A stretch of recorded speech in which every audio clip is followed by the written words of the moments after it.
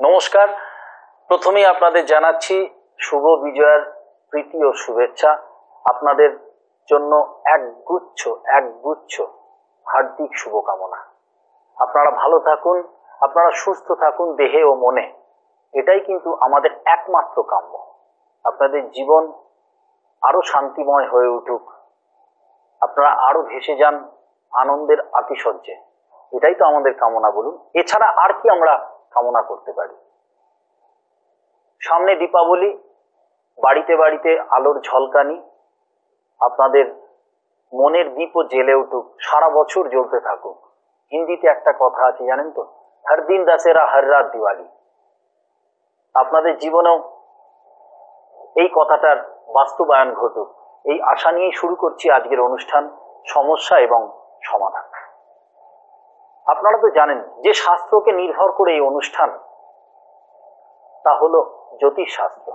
সমাজ বদলায়, বাস্তব বদলায়, কিন্তু যা হলো আবহমান তা হলো জ্যোতিষশাস্ত্র। ৭,০০০ বছরের পুরনো শাস্ত্র। আর এই শাস্ত্রের একমাত্র লক্ষ্যই কিন্তু মানুষের সেবা করে যাওয়া। সেই বৈদিক যুগ থেকে মানুষ এই শাস্ত্রকে নির্ভর করে আছেন তাদের জীবনের ইচ্ছা পূরণ, তাদের শান্তিময় জীবন লাভের জন্য। সত্যি এই শাস্ত্রকে বাদ দিয়ে কিন্তু আমরা আমাদের জীবন ভাবতেই পারি না। তবে এই শাস্ত্রের কিন্তু সঠিক প্রয়োগ, তা কিন্তু আপনাদের জীবনে সাফল্য আনবেই, একথা নিশ্চিতভাবে বলা যায়। আর কিছু অল্প অধ্যয়ন, কিছু বেঠিক প্রয়োগ এই শাস্ত্রে, যা বহু মানুষের জীবনে কিন্তু সাফল্য আনতে পারছে না। আমি সেদিকে যাচ্ছি না, আমি শুধু একথাই বলতে পারি যে এই শাস্ত্রের সঠিক প্রয়োগ ভারতবর্ষের বুকে যে কজন ব্যক্তিত্ব করে থাকেন, তার মধ্যে একজন সেই ব্যক্তিত্ব যিনি আজও আমাদের স্টুডিও অলঙ্কৃত করেছেন। হ্যাঁ, ঠিকই ধরেছেন, তিনি হলেন বাবা শ্রী দেবদাসজি মহারাজ। জ্যোতিষশাস্ত্র, সংখ্যাতত্ত্ব এবং বাস্তুশাস্ত্রের ওপর যার স্বচ্ছন্দ বিহার, এই তিনটি গুণের গুণফলই হলেন বাবা শ্রী দেবদাসজি মহারাজ। বহু মানুষ যারা সাথীহারা ছিলেন, তারা পেয়েছেন তাদের কাঙ্ক্ষিত সাথী। বহু মানুষ যারা কর্মহীন ছিলেন, তারা পেয়েছেন নতুন কর্মের সন্ধান। দাম্পত্য জীবনে অসন্তোষ মিটে গেছে বহু মানুষের। বহু মানুষ তাদের জীবনের কাঙ্ক্ষিত বাসা খুঁজে পেয়েছেন। এরকম সাফল্যের খতিয়ান যদি দেখতে হয়, আপনাদের জীবনে যিনি সাফল্যের ঝুলিটাকে আরো ভারী করে দিতে পারেন, তিনি হলেন বাবা শ্রী দেবদাসজি মহারাজ। ভারতবর্ষ ছাড়িয়ে পৃথিবীর বুকে যার ব্যাপ্তি ছড়িয়ে পড়ছে, অথচ এই নিরহংকারী মানুষকে আমি প্রশ্ন করেছিলাম যে এত ব্যস্ততা আপনি কেন রাখছেন? ওনার কিন্তু একটাই উদ্দেশ্য, এবং পিতৃহারা মাকে নিয়ে থাকা একমাত্র পুত্র সন্তান, তিনি কিন্তু যে উত্তর আমাকে দিয়েছিলেন তাতে আমি অভিভূত হয়ে গেছিলাম। ওনার একটাই উদ্দেশ্য, একটি আশ্রম গড়ে তোলা, যার মধ্যে থাকবে আশ্রমিক বাতাবরণ, এবং ওনার সমস্ত ভক্ত শিষ্যরা সেই বাতাবরণে নিজেদের প্রবেশ করাতে পারবেন। সত্যি কি মহৎ উদ্দেশ্য! একথা ভাবতেই শিহরণ লাগে। তবু বলছি যে ওনার সম্পর্কে বলতে গেলে সারাটা দিন, সারাটা মাস চলে যাবে। আজকের অনুষ্ঠানের সময়ের স্বল্পতা আছে, আমরা প্রতিটি কার্যক্রমেই ওনার সম্পর্কে অল্প অল্প করে জ্ঞান লাভ করি। যদিও তিনি এখনো আধ্যাত্মবাদের উপর জ্ঞান ভিক্ষা করে চলেছেন, দিনকে দিন ওনার সাধনা ঊর্ধ্বগামী হচ্ছে। সত্যি একথা ভাবতেই পারি না। তা আসুন, এহেন মানুষকে প্রথমেই আমাদের শুভ বিজয়ার প্রণাম ও আন্তরিক শুভেচ্ছা জানিয়ে স্টুডিওতে আমরা ওনাকে আহ্বান করি। মহারাজ, আমার তরফ থেকে এবং সমস্ত দর্শক বন্ধুদের পক্ষ থেকে শুভ বিজয়ার আপনাকে প্রণাম ও শুভেচ্ছা জানিয়ে শুরু করছি আজকের অনুষ্ঠান সমাধান। সর্বপ্রথমে টিভি মিডিয়া কর্তৃপক্ষকে, আমার সাথে স্টুডিওতে আছে আর্য বসু রায়, আর্যকে এবং তোমাদের জনপ্রিয় টিভি মিডিয়াতে এই মুহূর্তে এই অনুষ্ঠান দেখবার জন্য যারা তোমরা টিভি সেটের সামনে এসে উপস্থিত, তোমাদের সকলকে শুভ বিজয়ার প্রীতি ও শুভেচ্ছা। দুর্গতি নাশিনী শ্রী শ্রী দেবী দুর্গা তোমাদের জীবনে সমস্ত রকম দুর্গতি নাশ করুন, ঈশ্বরের কাছে সেই প্রার্থনা করি। আজ আমরা আলোচনা করব গতদিন যে চিঠিটি অসম্পূর্ণ ছিল সুমন রায়ের চিঠিটি নিয়ে এবং কোজাগরী লক্ষ্মী পূজা সম্পর্কে। কোজাগরী লক্ষ্মী পূজা, হ্যাঁ গো, তোমাদের বাড়িতে কি পুজো? না, আমাদের বাড়িতে কোজাগরী লক্ষ্মী পূজা। তোমরা সবাই আসবে।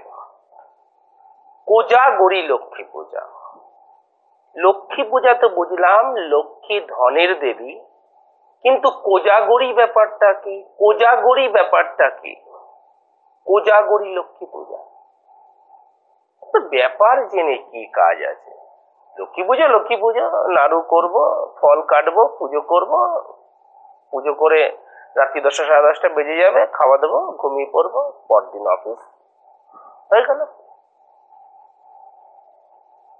কোজাগরী লক্ষ্মী পূজা, লক্ষ্মীকে আহ্বান করব কেন? কেন? কারণ তিনি ধনের দেবী। কেন? কারণ তিনি ধনের দেবী।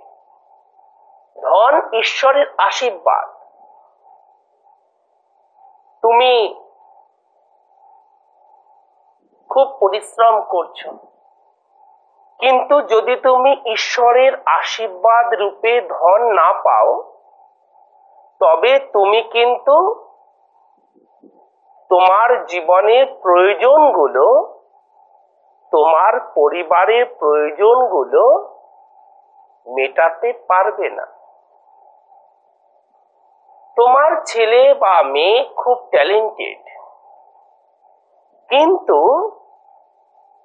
তাকে ভালো স্কুলে অ্যাডমিশন করাতে গেলে, তাকে MBA করাতে গেলে, MCA করাতে গেলে, BBA করাতে গেলে, মেরিন ইঞ্জিনিয়ারিং করাতে গেলে, অ্যাভিয়েশন করাতে গেলে কোর্স ফি লাগবে। তুমি অসুস্থ, যে কোনো চ্যারিটেবল স্থানে গেলেও মিনিমাম খরচাটুকু তোমাকে দিতে হবে। কারণ যদি যে চ্যারিটেবল সংস্থাগুলো আছে সেখানে অনুদান প্রয়োজন, অনুদান ছাড়া তো হবে না। ওষুধ লাগবে, অপারেশন করতে হবে, অ্যাম্বুলেন্স কিনতে হবে, বেড কিনতে হবে, হসপিটাল পরিষ্কার রাখতে হবে, ভালো হাইজিনিক চাই, পেট্রোল কিনতে হবে, ইলেকট্রিকের বিল দিতে হবে। কারণ চ্যারিটেবল হসপিটাল বলে ইলেকট্রিসিটি তো বলে দেবে না যে না আমাকে বিল পেমেন্ট করতে হবে না, টেলিফোন এক্সচেঞ্জে বলবে না যে বিল পেমেন্ট করতে হবে। তাই ধন চাই, ধন মা লক্ষ্মীর আশীর্বাদ। সেই ধন যেন অহংকার রূপে দেখা না দেয়। জল চাই, জল ছাড়া জীবনে বাঁচা যাবে না, কিন্তু সেই জলে ডুবে যেন মৃত্যু না হয়। বুঝেছো ব্যাপারটা? ধনেরও ব্যালেন্স চাই, সঠিক ব্যালেন্সে ধনের প্রয়োগ করতে হবে। ধন ছাড়া চলবে না। জল দেখে ভয় পাবার কোনো কারণ নেই। জলে ডুবে মৃত্যু হয়, কিন্তু জল চাই। তাই ধনের দেবী লক্ষ্মী আমাদের চণ্ডিতেও আছে, রূপং দেহি, যশো দেহি, ধনং দেহি, পুত্রং দেহি। জীবনে রূপ চাই, যশ চাই, পুত্র চাই, ধন চাই। তো ধনের দেবী লক্ষ্মী তুমি তোমার বাড়িতে, তোমার গৃহে, তোমার ব্যবসা স্থানে তুমি তাকে আহ্বান করছো। এই আশ্বিন মাসের পূর্ণিমা তিথিতে এই কোজাগরী লক্ষ্মী পূজা হয়ে থাকে। কোন তিথি? আশ্বিন মাসের পূর্ণিমা তিথি। এই তিথিটি এত পবিত্র কেন? এই তিথিটি এত পবিত্র তার কারণ এই দিনই একমাত্র চন্দ্রমা পূর্ণ 16 কলায় বিকশিত হয়ে থাকেন। চন্দ্রমা এই দিনই কেবলমাত্র বছরে একবার পূর্ণ 16 কলায় বিকশিত হয়ে থাকেন। তাহলে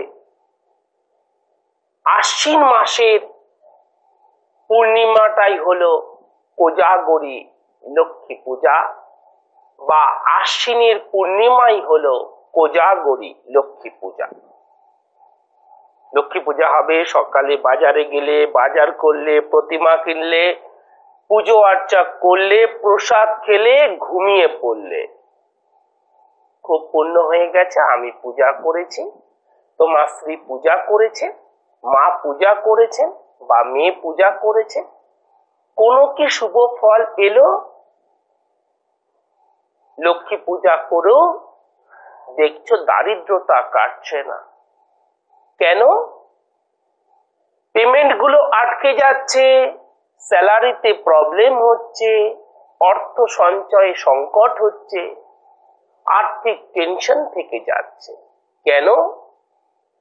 কারণ তুমি লক্ষ্মী পূজা করেছো, কিন্তু তুমি কোজাগরী লক্ষ্মী পূজা করনি।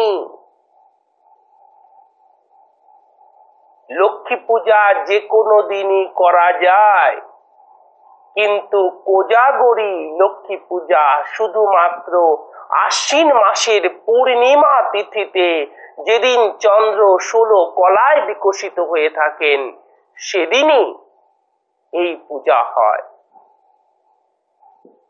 কোজাগরী কথাটার অর্থ কে জাগছে, कौन जागता है, कौन जग रहा है, কে জাগছে।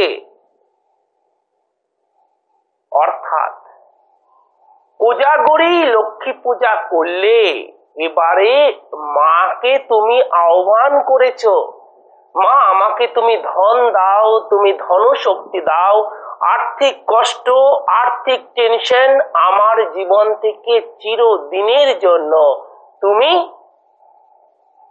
লুপ্ত করে দাও, আর্থিক দুশ্চিন্তা থেকে তুমি আমাকে মুক্ত করো, আর্থিক দুশ্চিন্তা থেকে তুমি আমাকে ছুটকারা দাও।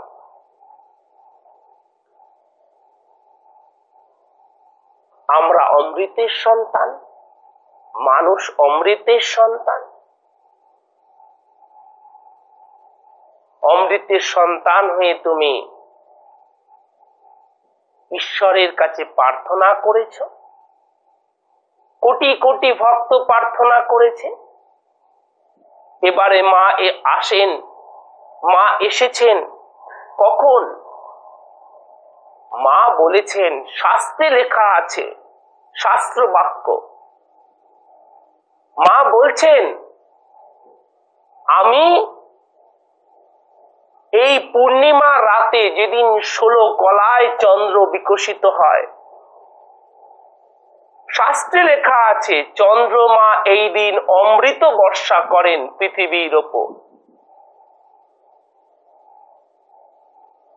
তখন লক্ষ্মী দেবী স্বয়ং মর্তধামে চলে আসেন ভক্তদের আর্থিক সংকট দূর করবার জন্য।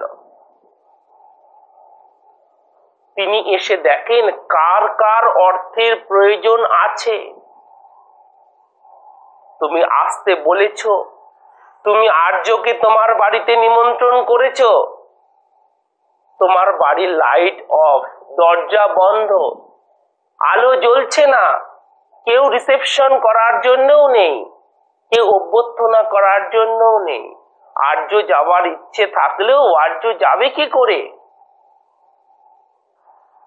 শাস্ত্রে লেখা আছে ঘিয়ের প্রদীপ, একটি ঘিয়ের প্রদীপ, একটি ঘিয়ের প্রদীপ জ্বালিয়ে মায়ের জন্য অপেক্ষা করতে হয়।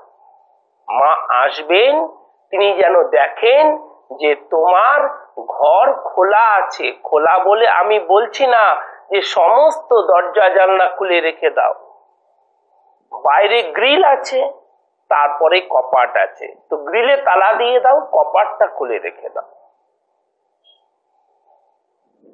বা মেইন ডোর বন্ধ করে দাও, ঠাকুর ঘরের দরজাটা খুলে রেখে দাও, ঠাকুর ঘরের দরজাটা খুলে রেখে দাও।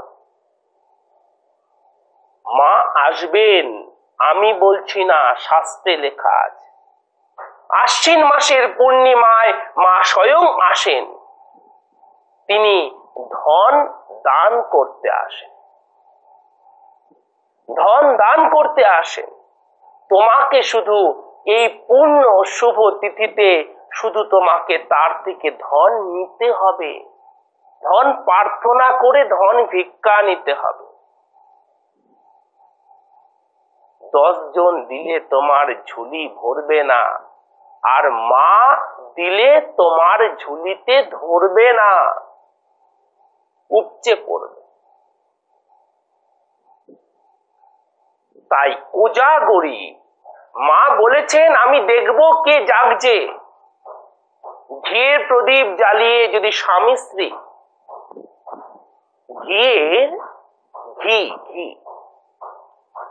ঘিয়ের প্রদীপ জ্বালিয়ে যদি স্বামী স্ত্রী দুজনেই জাগতে পারো, খুব ভালো। না হলে কম করে একজন জাগবে। কত রাতি তো কেটে যায়, বরযাত্রী নিমন্ত্রণ খেয়ে বাড়ি ফিরতে ফিরতে 3টে বেজে যায়, যায় না? ভোর 5টায় ফ্লাইট আছে, রাতে টেনশনে ঘুম হলো না, 2:30-এর সময় উঠে গাড়ি নিয়ে এয়ারপোর্টে ছুটছ, বা 2টোর সময় উঠে গাড়ি নিয়ে এয়ারপোর্টে ছুটছ, 3টে রিপোর্টিং, রাত জাগছো না? কালকে ছেলের কলকাতার বিখ্যাত স্কুলে লিস্ট ঝোলাবে, নাম উঠবে কিনা দেখতে হবে, রাত জাগছো না? সকালে কলকাতার বিখ্যাত স্কুলে ফর্ম দেওয়া হবে, ভোর 5টা থেকে লাইন, গিয়ে রাত জাগছো না? সব কিছুর জন্য আমরা রাত জাগতে পারি, আর ধনের দেবীর জন্য একটা রাত কি খুব কঠিন হবে? হবে কি? ইন্ডিয়া পাকিস্তান ক্রিকেট খেলা আছে, খেলা শেষ হচ্ছে রাত্রি 2টোয়,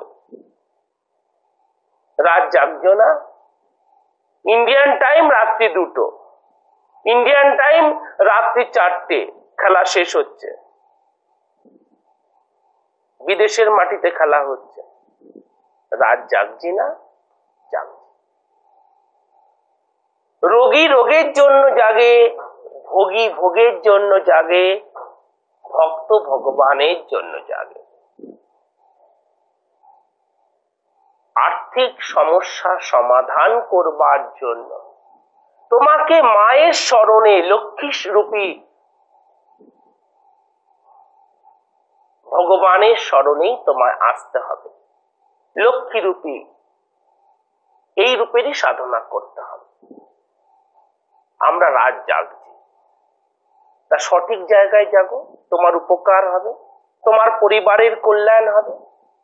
তোমার বাড়িটা নতুন করে করার দরকার, বাড়িটা দোতলা করবে বলে কিছুটা কনস্ট্রাকশন করেও রেখেছো, কিন্তু কমপ্লিট করতে পারছো না, ধনের প্রয়োজন, অর্থ, এর জন্য রাত জাগতে হবে। মায়ের জন্য রাত জাগবে, ছেলে মেয়ে। মা অসুস্থ হলে আমরা গিয়ে নার্সিং হোমে বা হসপিটালে রাত জেগে থাকি না? থাকি তো। তো এই তো মা ধনদাত্রী, মা লক্ষ্মীর আশীর্বাদ ছাড়া কেউ ধনী হতে পারে না। মা লক্ষ্মীর আশীর্বাদ ছাড়া পৃথিবীর কেউ ধনী হতে পারে না।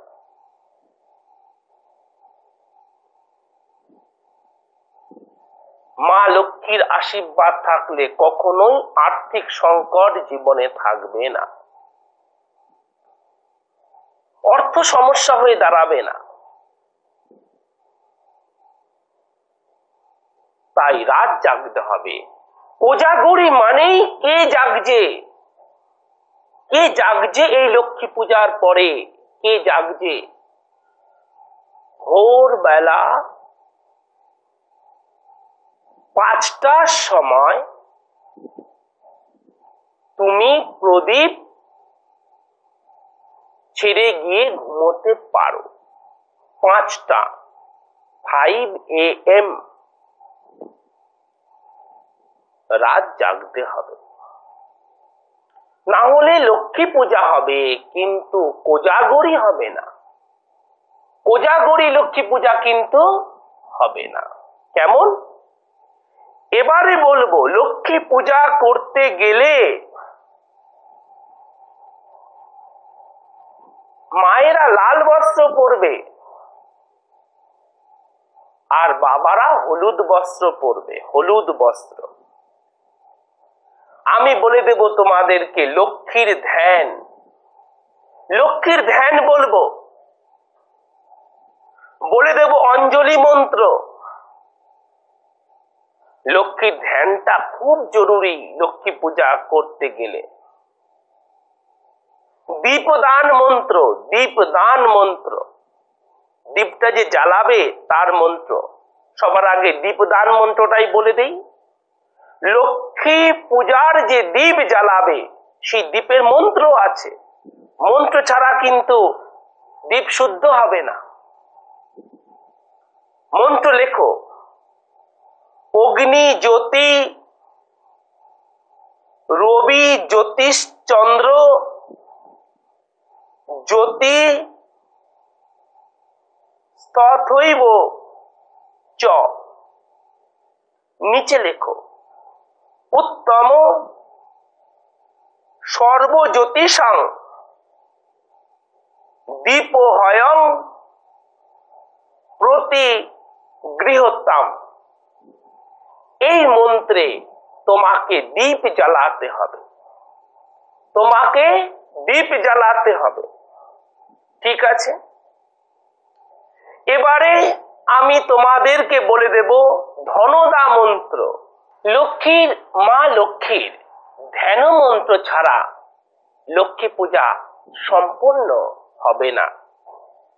তাই তোমাদের বলে দেই এই ধ্যান মন্ত্র, এই ধ্যান মন্ত্র তোমরা যদি স্বামী স্ত্রী একসাথে করো তো এটা খুবই মঙ্গলদায়ক হবে তোমাদের পরিবারের জন্য, তোমাদের আর্থিক উন্নতির জন্য।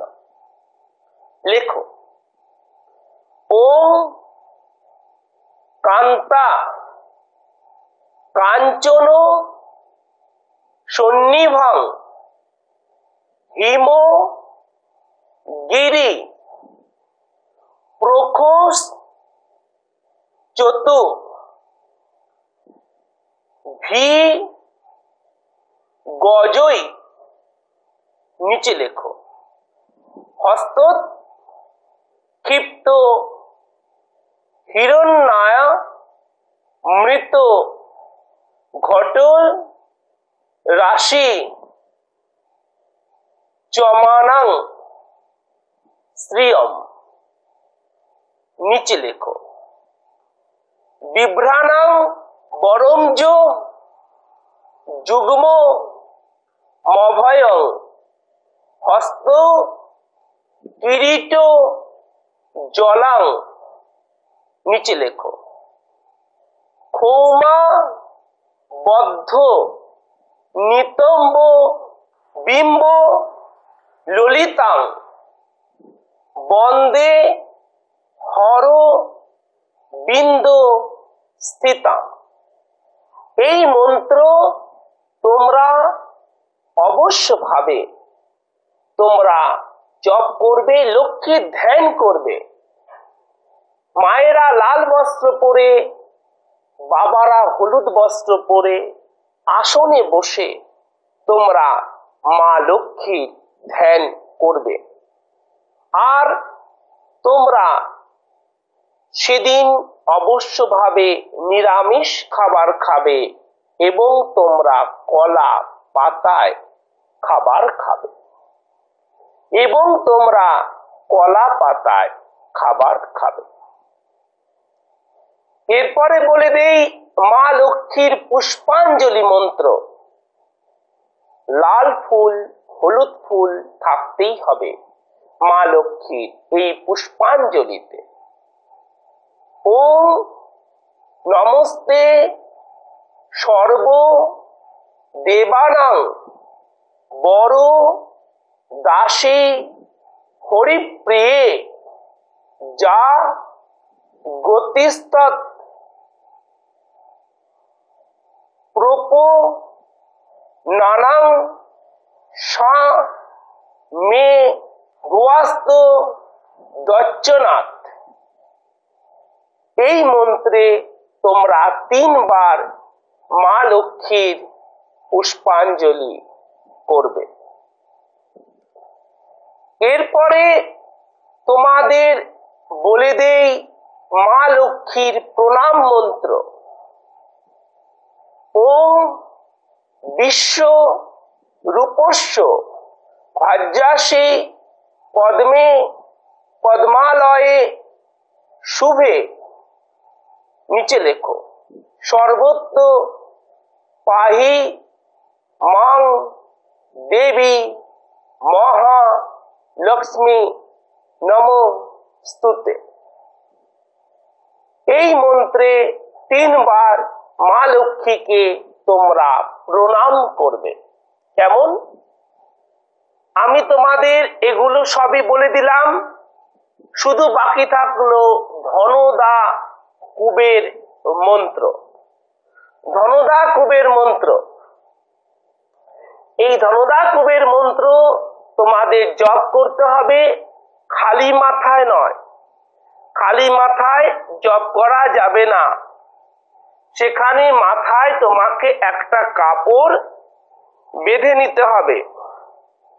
ধনদা কুবের মন্ত্রটা খালি মাথায় জপ করা যাবে না, সেখানে তোমাকে মাথায় একটা কাপড় বেঁধে নিতে হবে। খোলা মাথায় খালি মাথায় ধনদা কুবের মন্ত্র জপ করা যাবে না। কেমন? ধনদা কুবের মন্ত্র জপ করতে হবে স্বামী স্ত্রী একসাথে জপ করলে তা খুব ভালো হবে।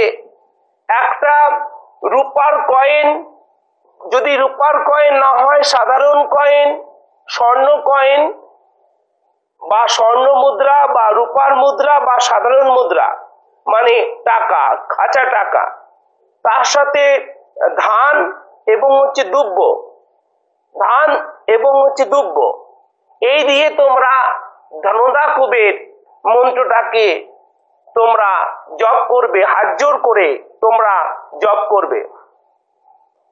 কিভাবে জপ করবে? এটা কিন্তু তোমাদেরকে হাঁটু গেড়ে বসে করতে হবে। হাঁটু গেড়ে বসে তোমাদেরকে এই মন্ত্রটা তোমাদেরকে জপ করতে হবে এবং সেটা কিন্তু তোমাদের মা লক্ষ্মীর কাছে বসে যদি তোমরা করো তো খুবই ভালো। সেটা আমি তোমাদেরকে মন্ত্রটা বলছি, মন্ত্রটা এখনই টিভি স্ক্রিনে যাবে। ওম ধনদায় নমস্তুভ্যং নিধি পদ্মা ধীপায় চ, নিচে লেখো, ভবন্তু তৎ প্রসাদান্য ধন দান দি সম্পদ।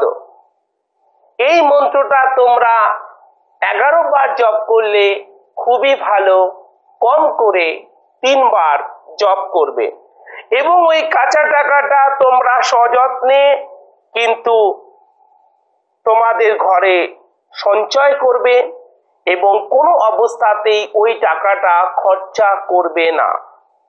স্বামী স্ত্রী হলে দুজন মিলে করবে, ওই টাকাগুলো খরচা করবে না। কেমন? এটা ভুল করবে না, এবং ওটাকে গোপন স্থানে রাখবে, গোপন স্থানে ওই টাকাটাকে সঞ্চয় করে রাখবে। ধনদা মন্ত্র আমি এইমাত্র তোমাদের সামনে বলেছি, মন্ত্রটা টিভি স্ক্রিনে যাচ্ছে, তোমরা নোট করবে। এইভাবে তোমরা লক্ষ্মী পূজাকে পালন করবে। আর যে দেখো যে কি চিঠি আছে, আমাদের দপ্তরে প্রচুর চিঠি এবং SMS এসছে। প্রথমেই বলে রাখছি যে প্রচুর দর্শক বন্ধুরা মহারাজকে প্রণাম জানিয়েছেন, শারদ শুভেচ্ছা জানিয়েছেন, আন্তরিকভাবে তার সুস্থ দীর্ঘ জীবন কামনা করেছেন। আমরাও তাদের প্রতি সমান সহানুভূতি রেখে তাদের সুস্থ দীর্ঘ জীবন কামনা করছি। আর আপনাদের বলে রাখছি যে যারা এই অনুষ্ঠান দেখছেন, আপনারা ভাবছেন যে কোথায় যোগাযোগ করবেন, কোনো অসুবিধা নেই। টিভি স্ক্রলে আপনাদের মহারাজের 3টি চেম্বারের ঠিকানা সারাক্ষণ এই অনুষ্ঠান চলাকালীন যাচ্ছে। আর যে দুটো নাম্বার আপনাদের স্মরণে রাখতে হবে, সেই দুটো নাম্বার 9733175546, আরও একবার বলছি 9733175546, এবং আরও একটি নাম্বার 0353652827, 0353652827। উত্তরবঙ্গের মানুষরা এই দুটো নাম্বার স্মরণে রাখবেন। আধুনিকতা বিশ্বায়নে কিন্তু পৃথিবীটা খুব তাড়াতাড়ি বদলে যাচ্ছে, আর সেই সময় সিদ্ধান্তটাও কিন্তু আপনাকে খুব তাড়াতাড়ি নিতে হবে। আর যারা এই মহান ব্যক্তিত্বের সান্নিধ্যে এসেছেন, এর মধ্যেই আবার সুপরামর্শ পেয়েছেন, আমরা কিন্তু জোর গলায় বলতে পারি যে তারা কিন্তু সঠিক সিদ্ধান্তটা নিয়েই নিয়েছেন। কারণ এহেন ব্যক্তিত্বর পরামর্শ পেয়ে আপনার জীবন কিন্তু এক লহমায় ঘুরে যেতে পারে, সমস্যা থেকে আপনি বেরিয়ে আসতে পারবেনই, যা জ্যোতিষশাস্ত্র 7000 বছর ধরে বলে আসছে। তার আগে আমরা একটি ছোট্ট চিঠি নিয়ে নিই, কারণ গত কার্যক্রমে এটি অসম্পূর্ণ থেকে গেছিল। সুমন রায় পাঠাচ্ছেন চিঠিটি উত্তর 24 পরগনা থেকে। উনি লিখছেন, শ্রী চরণেশু বাবা শ্রী দেবদাস মহারাজ, পত্রের প্রথমে আমার শতকোটি প্রণাম নেবেন। বাবা, আমার জন্ম তারিখ 22 ফেব্রুয়ারি 1981, 8 PM, 22 ফেব্রুয়ারি 1981, 8 PM। জন্মস্থান বাংলাদেশের কুমিল্লায়। আমার রাশি লগ্ন কি তা জানাবেন। আমি কি ভবিষ্যতে স্কুল শিক্ষক হতে পারবো? ভাগ্যই বা কিরূপ তা জানালে উপকৃত হব। চাকরি হলে কবে নাগাদ পাবো? আমি কি সরকারি চাকরি পাবো? তাহলে কবে নাগাদ? কোন কোন বিভাগে হতে পারে?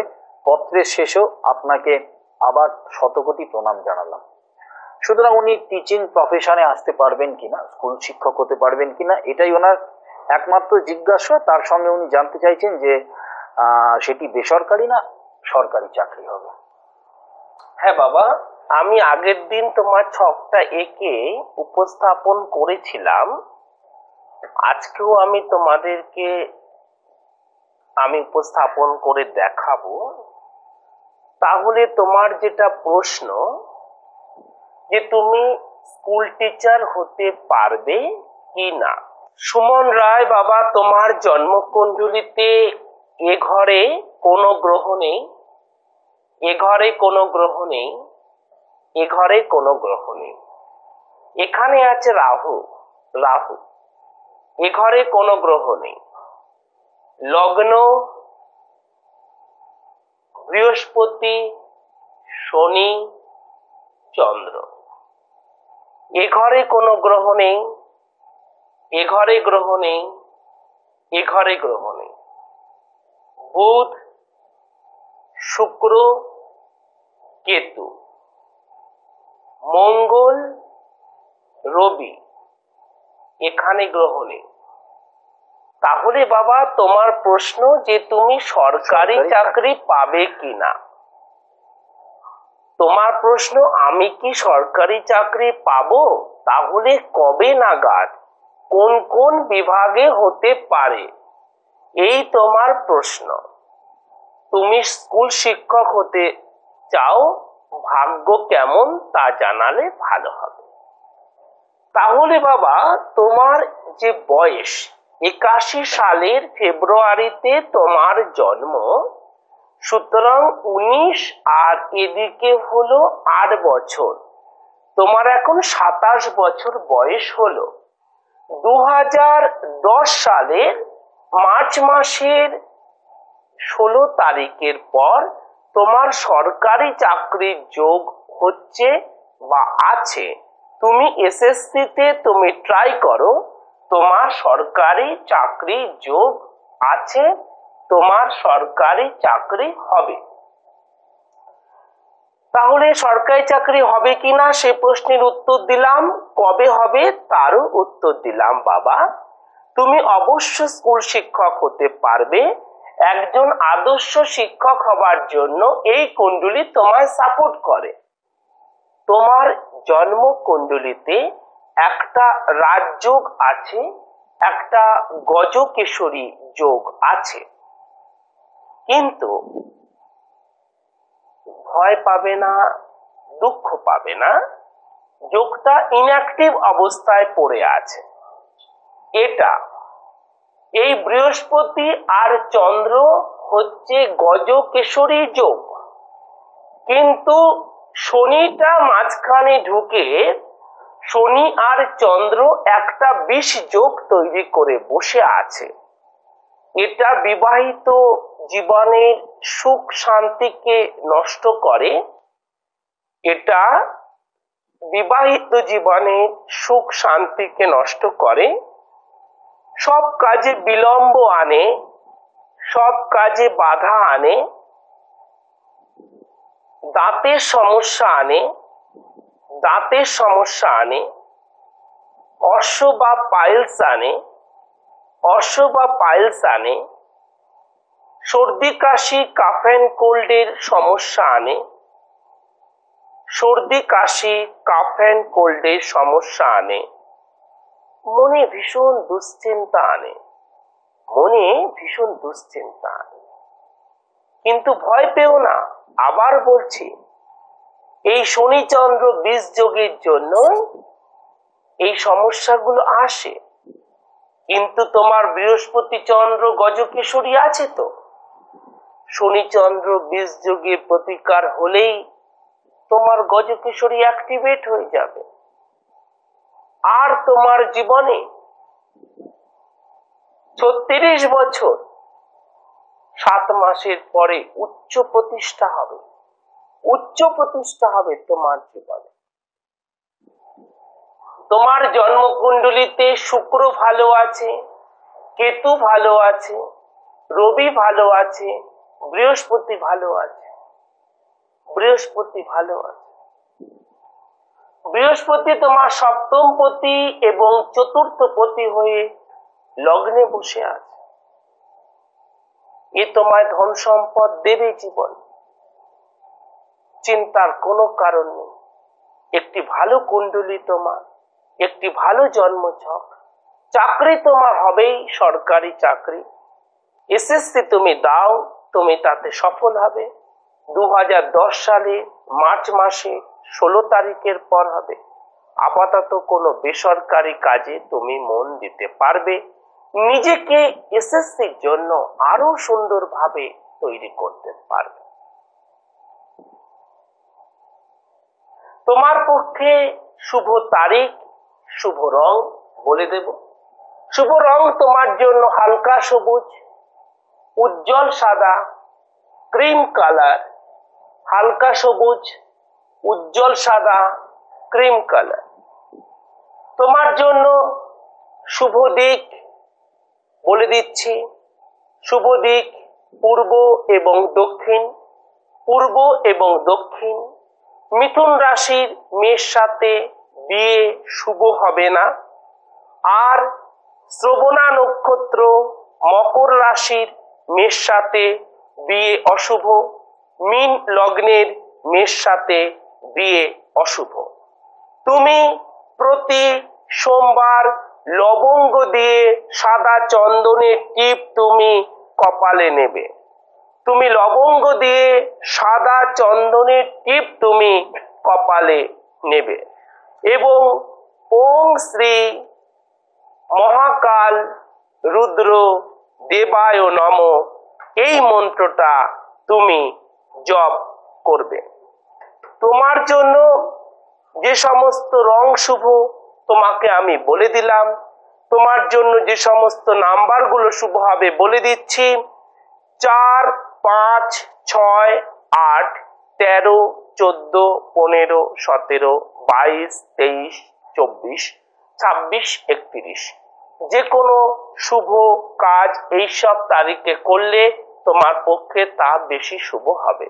ভগবান তোমার মঙ্গল করুন। আজকের অনুষ্ঠান শেষ পর্যায়ে, কারণ ঘড়ির কাঁটা হাতছানি দিচ্ছে। তবু আমরা জেনে নিলাম যে কোজাগরী লক্ষ্মী পুজো, কোজাগরী কথাটির অর্থ নিহিত অর্থ। আর লক্ষ্মী পুজোয় আমরা লক্ষ্মীর ধ্যান মন্ত্র, অঞ্জলি মন্ত্র, দীপদান মন্ত্র, ধনদা কুবের মন্ত্র সবই মহারাজের শ্রীমুখ থেকে শুনে নিলাম। আপনাদের ঘরে ঘরে ধনলক্ষ্মী বিরাজ করুক, এটা আমাদের উদ্দেশ্য। সুমন বাবুর চিঠির উত্তর আমরা পেয়ে গেলাম। আপনি টিচিং প্রফেশনে অবশ্যই সাফল্য লাভ করবেন। আপনার সরকারি চাকরি আছে, টিচিং প্রফেশনে অবশ্যই, তা কিন্তু 2010-এর 16 মার্চের পর। আর যার প্রতিকার অবশ্যম্ভাবী আপনার জীবনে যে দোষটি, তা হলো শনি চন্দ্র 20 যোগের। আপনি এই প্রতিকার করুন। এবং সমস্ত দর্শকদেরই বলছি, সমগ্র উত্তরবঙ্গে শিলিগুড়ি এবং জলপাইগুড়ির মানুষ মহারাজকে যে ঠিকানায় আপনারা পাবেন, সেই ঠিকানাটি হলো প্রয়াস অ্যাপার্টমেন্ট, 3 নম্বর বাঘাযতীন রোড, শিলিগুড়ি কোর্ট মোড় থেকে হাঁটা পথে ঠিক 3 মিনিট, রবীন্দ্র মঞ্চের বিপরীতে। আরও একবার বলছি, প্রয়াস অ্যাপার্টমেন্ট, 3 নম্বর বাঘাযতীন রোড, শিলিগুড়ি কোর্ট মোড় থেকে হাঁটা পথে ঠিক 3 মিনিট, রবীন্দ্র মঞ্চের বিপরীতে। এবং সেখানেও যে দুটি নাম্বার আপনাদের স্মরণে রাখতে হবে, নাম্বার দুটি হলো 989733175546। আরও একবার বলছি, 9733175546। এবং আরও একটি নাম্বার 0353652827, 0353652827। উত্তরবঙ্গের মানুষরা এই দুটো নাম্বার স্মরণে রাখবেন। এবং একমাত্র প্রয়াস অ্যাপার্টমেন্ট এই ঠিকানাতেই কিন্তু মহারাজের সান্নিধ্য আপনারা পেতে পারবেন। ছোট্ট কথা বলে অনুষ্ঠান শেষ করি, যে সমস্যার ঘনঘটায় যখন আমাদের ওঠে নাভিশ্বাস, তখন একমাত্র যার কথা মনে পড়ে তিনি হলেন গবেষক জ্যোতিষ শ্রীদেব দাস। ভালো থাকবেন, উৎসবের মেজাজ আপনাদের মধ্যে অটুট থাকুক, এই আশা নিয়ে আবার দেখা হবে আগামী সপ্তাহে। এই মহান ব্যক্তিত্বকে অবশ্যই সঙ্গে রাখবো, এই কথা দিয়ে শেষ করছি। শুভরাত্রি। ওম নমঃ শিবায়।